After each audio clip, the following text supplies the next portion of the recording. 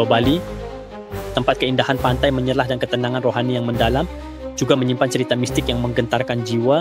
Di balik alunan gamelan dan tarian tradisionalnya, tersembunyi satu legenda yang menyeramkan, Lik.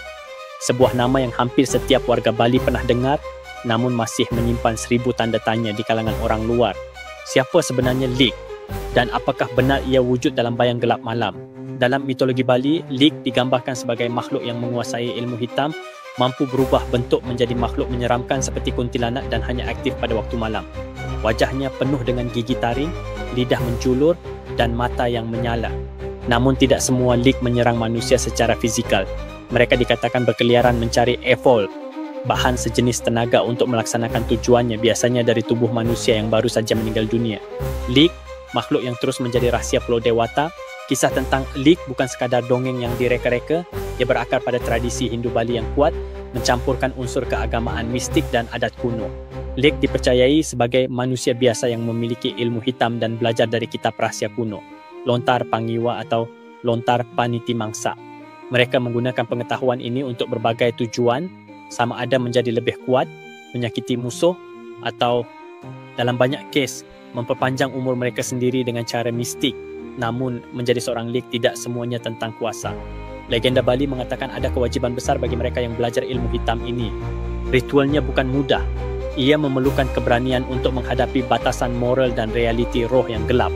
Sesi latihan dan doa dilakukan di tempat-tempat keramat tertentu, seringkali melibatkan mantra yang hanya boleh difahami oleh mereka yang benar-benar mendalami ilmu ini. Sebagai sebahagian daripada proses, mereka juga harus menghadapi pertemuan langsung dengan roh jahat atau makhluk dunia bawah yang menjadi sebahagian daripada ritual itu. Salah satu elemen yang paling menyeramkan tentang Lik adalah keupayaannya untuk menyusup ke dalam kehidupan manusia biasa. Ada kisah seram yang diceritakan dari generasi ke generasi tentang orang yang tiba-tiba melihat cahaya bola api melesat di langit, dianggap sebagai penjelmaan Lik dalam bentuknya yang paling berbahaya. Malahan, masyarakat Bali seringkali mengaitkan penyakit misteri, kematian secara tiba-tiba atau kejadian aneh di kampung mereka kepada makhluk ini. Namun, Lik bukan hanya satu simbol ketakutan dan kejahatan. Ada cerita meskipun jarang tentang Lik yang menggunakan kemampuannya untuk kebaikan. Mereka dianggap sebagai pelindung dalam beberapa konteks. Beberapa orang tua Bali percaya ketika ilmu hitam digunakan dengan niat tulus, ia tidak membawa kehancuran tetapi akan memberikan pencerahan kepada mereka yang memahaminya. Tetapi ini hanya sebilangan kecil. Kebanyakan cerita Lik tetap sangat gelap dan membimbangkan. Mungkin aspek yang paling menarik tentang Lik ialah bagaimana masyarakat moden Bali menghadapi kepercayaan ini. Dalam era teknologi, di mana maklumat dapat disebarkan dengan mudah dan sains menjadi jawapan kepada segalanya, kehadiran Lik dalam budaya Bali tetap hidup. Ramai generasi muda Bali masih menghormati ritual dan adat istiadat, takut melampaui batas yang ditentukan oleh tradisi lama.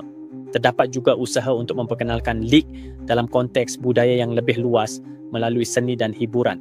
Tarian calonarang, misalnya, adalah salah satu bentuk seni tradisional Bali yang menceritakan tentang pertempuran antara Lik dengan para pahlawan yang ingin mengembalikan keamanan ke desa mereka. Kisah Lik menjadi cerminan kepada keharmonian unik Bali, di mana mistik dan spiritual berjalin erat bahkan di tengah dunia moden. Ia adalah satu peringatan kepada kita semua tentang betapa misteri dan kuasa alam masih menghantui kehidupan manusia. Dan di malam sepi di Bali, jika anda melihat kilauan bola api yang aneh di kejauhan, jangan tergesa-gesa mengabaikannya. Mungkin itu adalah mereka Lik, makhluk yang terus menjadi rahsia Pulau Dewata. Jangan lupa like, share dan subscribe untuk lebih banyak kisah-kisah dari seluruh Nusantara. Terima kasih.